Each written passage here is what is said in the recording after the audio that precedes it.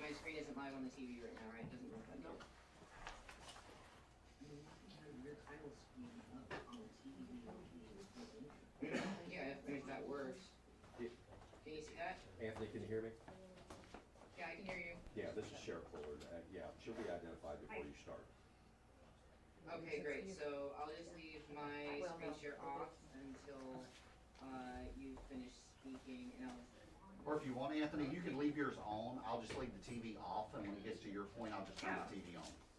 that's fine. And I'll just have myself muted, and I'll be able to hear what's going on. I have like my phone and the screen running, and my tech crew, who's also the people who help me put everything together here.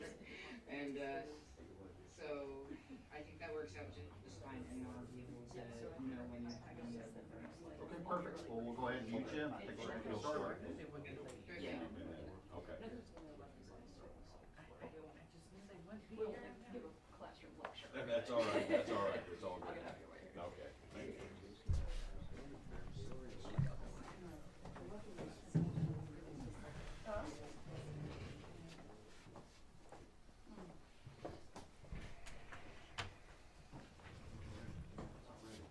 Everybody ready?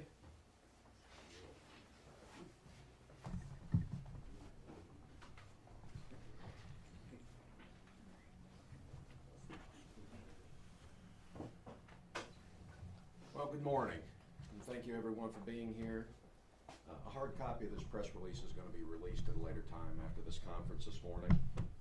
Thank you specifically State Representative Dave Stevern for joining us today for this important news.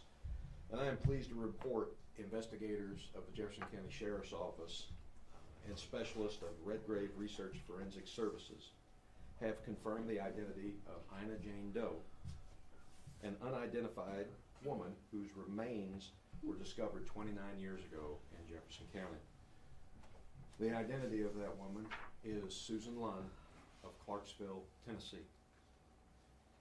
With me today are Dr. Amy Michael with the University of New Hampshire, author and professor at Georgia State University, Laura Norton, Casey Connolly of the Redgrave Research Services, Anthony Redgrave, also of Redgrave Research Services, who will be joining us online here momentarily, Detective Captain Bobby Wallace from the Sheriff's Office, and retired Detective Captain Scott Burge. I want to thank Coroner Roger Hayes for also joining us. And I also want to thank the family of Susan Lunn for being here to join us today. On January 27th of 1993, near the village of Ina, Illinois, the head of a white female was discovered on the side of a wooded roadway within Wayne Fitzgerald State Park. The Sheriff's Office and the Illinois State Police began their investigation, trying to determine who the victim was. After several attempts to try to generate leads to identify the victim, which is crucial in any homicide investigation, the case went cold for many years. In February of 2021, Dr. Amy Michael approached investigators with the Sheriff's Office and offered to re-examine the case using new and updated forensic methods. At that time, the Sheriff's Office turned the evidence over to Dr. Michaels and researchers and scientists with the Redgrave Research Forensic Services group, and they began their work. And it was impressive work that led to break open the case. And at this time, I would like to turn this conference over to Anthony Redgrave, who I advise will be online with us to explain the process of how this identification was made. Anthony, please.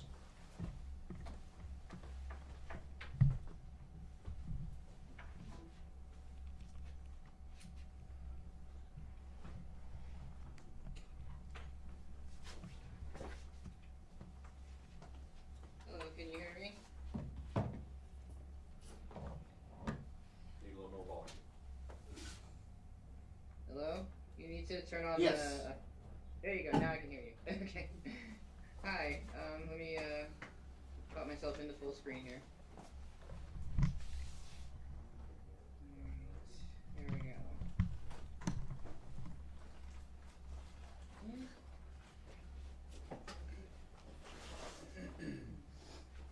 Am I in full screen on your end now? There we go. Alright. Hello, my name is Anthony Redgrave, and I'm the co-founder and lead forensic genetic genealogist of Redgrave Research Forensic Services. My genealogy team was privileged to assist in bringing answers to the family of Susan Lund, who was loved and missed very much. Susan went missing on December 24th, 1992, after leaving her family home to walk to a nearby store. Her husband reported her missing soon after. An investigation into her disappearance ensued and was ultimately closed without a real resolution, but her family never stopped looking for her. Today I'll be going over the investigative process that led us to this identification.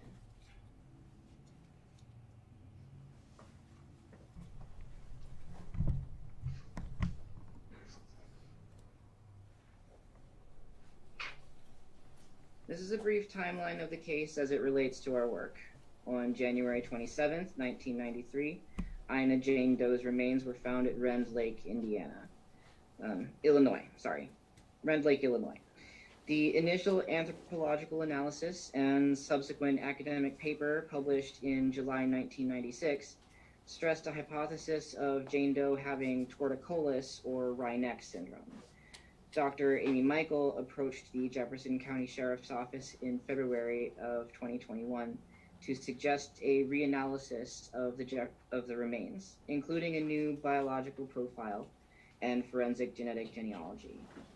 On January 18th of this year, we announced our involvement in the renewed identification efforts, along with a new forensic image by Carl Koppelman, seen here in the middle of the screen, who took a less extreme approach in portraying Jane Doe's facial asymmetry, according to Dr. Michael's reanalysis. In the beginning of February, we received the DNA profile from Astrea Forensics and uploaded it to GEDmatch. Within a day of upload, the genealogy team narrowed their search to Susan Lund's immediate family. Jefferson County Sheriff's Office reached out to Susan's family for interview and to request a DNA sample from an immediate relative.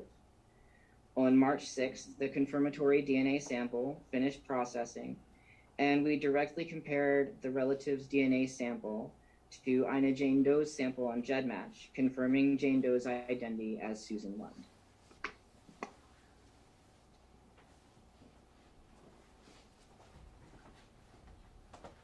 I'm going to pass this slide over to Dr. Amy Michael if she wishes to speak, or if she wants me to read this, I will. Okay, thanks, Anthony. I'll be brief. My name is Amy Michael. I'm an anthropology professor at the University of New Hampshire, though I am an Illinois native, and I'm from right around Peoria, so I knew of this case for many years. A reanalysis of the skeletal and dental remains took place at my secure lab at the University of New Hampshire, with assistance from Dr. Samantha Blatt from Idaho State University, who is a friend and a colleague. Updated forensic methods were applied to estimate the age, sex, and ancestry. All of these were generally confirmed, though I believe that Ina Jane Doe was a little bit younger than what was originally reported. I determined that the facial asymmetry that Ina Jane Doe expressed was more mild than originally thought, and so that new forensic art that you'll see reflected here reflects my reanalysis. So concurrent to my anthropological research, Laura Norton, a writer and researcher based in Georgia who is also here today, began to comb through possible missing persons matches in the immediate region and actually throughout the Midwest. So all of our national databases have improved a lot since 1993. And so Ms. Norton was able to search for potential matches as well as similar crimes locally and throughout the region. She also continued to research the recovery scene and utilized digitized newspaper databases to provide additional context. So that's sort of our part, and I'm going to hand it back over to Anthony for the rest of the genealogy. Thank you, Amy. I would like to say that Amy and everyone who's ever worked on this case has really set us up for success. We're, as the forensic genetic genealogists, we tend to be the closers on cases, and it's really the investigative process laid a good foundation for us. So one of the first things that we look at when we've uploaded a DNA data file to GEDmatch is the admixture, or estimate of the ethnicities present in an individual's ancestry.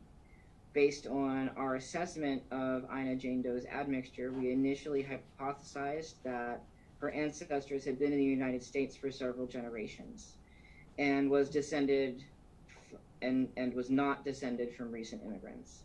This is due to the small amounts of indigenous and African DNA present in her admixture.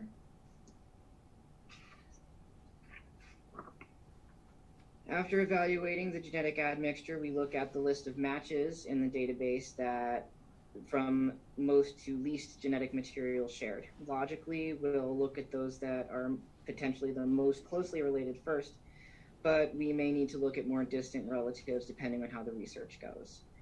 The total shared between Jane Doe and her DNA matches can be used to make an estimate of their actual relationship to each other, but that relationship has to be confirmed with genealogical research, as there are a number of different relationships two people can have depending on how much genetic material they share.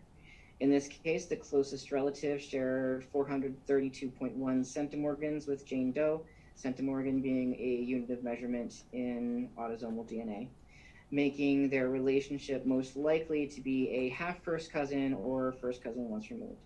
There are a number of other potential relationships that are less likely but still possible, making identification take a little longer than a direct one-to-one comparison. But we won't know the actual relationship between the two until we get closer to making identification. We'll usually look at dozens of DNA matches and build their family trees as we work on a case. The DNA matches in the database are not only likely relatives of Jane Doe, but some are relatives of each other. Through a process called triangulation, we assume that if we can determine how two DNA matches are related to each other, Jane Doe probably descends from the same family since she shares DNA with them. So we look for most recent common ancestors, or MRCAs, a couple or individual who are in the direct pedigree of two or more DNA matches. We will find several MRCA couples during research that will cluster together, often indicating that there are two sides of a Doe's family tree. We found that we had two clusters of matches very early on, one group descending from this Neil McGill that you'll see on the right of the screen and Mary Gibbons, and another group including a group of 4 siblings and their parent and grandparent who descend from Michael Parmentier and Maria Oakley, and their descendants, Charles Menard and Caroline Dorr. The next step in the process was figuring out how these two groups intersect with each other.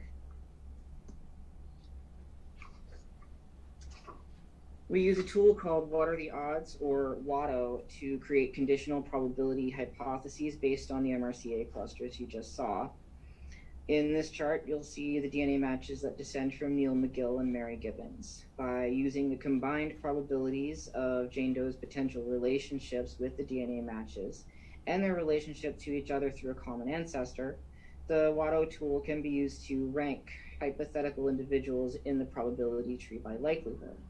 You can see in this chart that hypotheses 1 and 2 are the most likely, 76 times more likely than hypothesis 3, and we can see what relationships are not possible. So we use this tool to guide our research throughout the entire investigative process, and it makes things go a lot more smoothly for us. Since we have 2 MRCA clusters, we can make 2 WADO trees, and this is the Parmentier and Oakley descendants. You can see that there are 2 hypotheses that are possible, and hypothesis 3 is given a score of 10, being 10 times more likely than hypothesis 1. So that really helped us narrow down very quickly. Since there's 2 different groups of DNA matches, there's one that's likely to be on Jane Doe's maternal side, and the other is likely on her paternal sides. So now we're looking for a crossover common ancestor, or a couple consisting of one individual descended from one MRCA group and one individual descended from a different MRCA group, representing a place where the DNA of both could combine in their descendants. We found that Charles Menard and Caroline Dorn had a grandson, Frederick Menard. His wife, Gladys Hardy, is the daughter of Charles Hardy and Gladys Pearson. Charles Hardy is a descendant of Neil McGill, who we saw in the other MRCA chart. And the highest match, the likely first cousin once removed, is more closely related to him than the more distant MRCA. We found that this couple had several children, including Susan Lund, and she did not have a documented death date, and there was no evidence of an address or proof of life activity after 1993. We continued to do historical research and found that she had been reported missing by her family, and there had been an extensive search for her over the course of many months, which was ultimately closed without resolution. We reported our findings to JCSO and presented them with Susan's information and the names of her living siblings.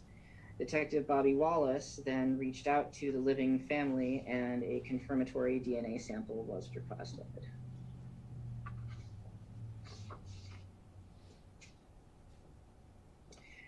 We received the confirmatory DNA match on March 6th and uploaded the data to GEDmatch the same day for direct one-to-one comparison to Jane Doe's data. They were found to share 2,592.5 centimorgans with each other, which you can see here in this shared centimorgan calculator is 100% consistent with the values shared with a full sibling. Now you can see there is a very slim possibility of a few other relationships, but none of these would account for both sides of this family being represented in Jane Doe's DNA. This is the really satisfying part that I like, and the part that we always hope to see when we're getting close to an identification. So adding these numbers to the Watto probability trees that we showed you earlier rendered all other hypotheses no longer possible, except for as a full sibling of the target tester. When the other distant relatives in the database were included, this makes none of the other relationships possible. With this, we were able to confirm that the identity of Ina Jane Doe, recovered in January of 1993, is Susan Lund, who went missing after leaving her family home in Clarksville, Tennessee, on December 24th, 1992. This chart represents Susan Lund's relationships to the key matches in the DNA database that we used to determine Ina Jane Doe's identity. When they're checked individually or in combination with each other, Jane Doe's shared DNA with the DNA matches is consistent with Susan Lund's actual relationship to them. Now for some statistics. By the time we reached the identification, there were 2,044 individuals in our working genealogy tree, which is a remarkably low number for our usual cases, which usually take much longer than this. This one turned out pretty impressive in the end. So we researched a total of 23 DNA matches, pedigrees, and found 4 MRCA couples amongst them. We located the family of interest and Susan herself the same day that we began genealogical research. There were 10 genealogical researchers total working on this case with us, including us. You can see Carl Koppelman's forensic reconstruction, a photo of Susan, and in the center a superimposition of Susan with the reconstruction. So you can see, in addition, Carl's forensic art lines up with her features very well, and we're very grateful to Carl for his work. And the team here at Redgrave Research would like to express our condolences to the family of Susan Lund, as well as our gratitude to everyone who has been involved in efforts to identify her. Some acknowledgments of those who have worked on this case with us at this time. Our research partner and team co-lead is Laura Norton. The lead forensic genetic genealogist on the case were myself and my partner, Lee Bingham Redgrave. The genealogy team consisted of Casey Connolly, who is present at the conference right now, Samantha Dunn, Chelsea Hanrahan, Andrea McCarthy, Elizabeth Marshall, Pam Stigson, and Jessica Velstra. Why did my slide go backwards? The genealogical database and research tools that we used primarily to solve this case are GEDmatch, owned by Verogen, and DNA Painter, created by Johnny Pearl, and the many tools available there, which greatly help our research at all times.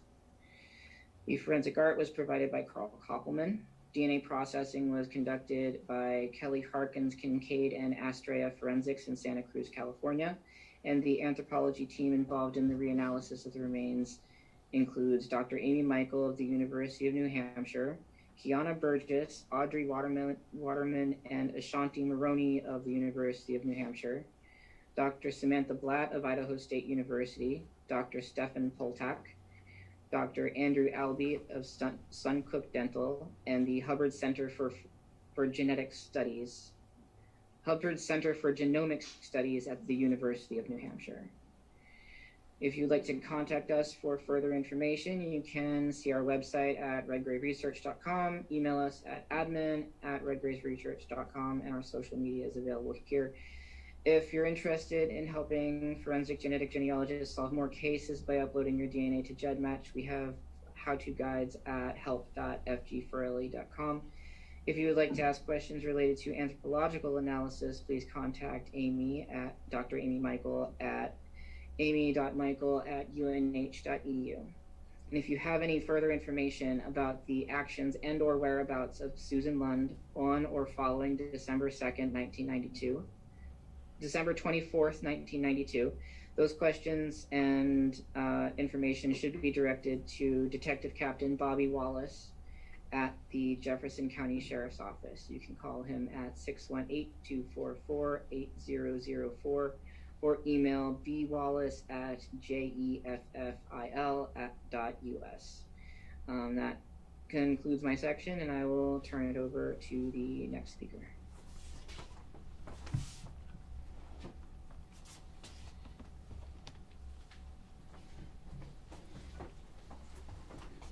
Thank you, Anthony and Dr. Michael. Well, the Sheriff's Office extends its sincerest condolences to the family of Susan Lund. Unfortunately, in most homicide investigations, victim identification is done very quickly, and we can move forward following up every lead and determining victimology to try to ascertain the truth as to what happened to the victim. That has taken much longer now. But that doesn't stop our mission. And our mission is still to find the truth about what happened to Susan. And Detective Captain Wallace has that charge, where he will be working with our brothers and sisters down in Clarksville, Tennessee, to determine what that truth is. And the Sheriff's Office stands ready to assist the Lund family any way you need us. Please reach out to us. Members of the public who might have information regarding the whereabouts of Susan Lund on or before December 24th of 1992, please contact the Sheriff's Office, Detective Captain Wallace. The information has already been provided by Anthony. There's also through our Sheriff's app, also through our Sheriff's Office Facebook page, and you can also contact Jefferson County Crime Stoppers if you want to stay anonymous at 618-242-8477. We look forward to any and all leads that this generates. We look forward once again to working with our fellow agency in Tennessee to get to the bottom of this. Because it's a reopened homicide investigation, there's not going to be any other specific details released about the case at this time, due to the fact that we are just going to roll up our sleeves and start digging into it again, and we want to make sure what's proper to be released and what needs to remain confidential. So that being said, thank you all once again for coming. I appreciate it, and thank you to the work of the Sheriff's Office Detective Division and also the researchers and scientists associated with Redgrave Research Forensic Services. Thank you, everyone. Could you just say your name, please, for me? Jeff Bullard, Sr., Sheriff of Jefferson County. Thank you very much. All right. Thank you, everyone.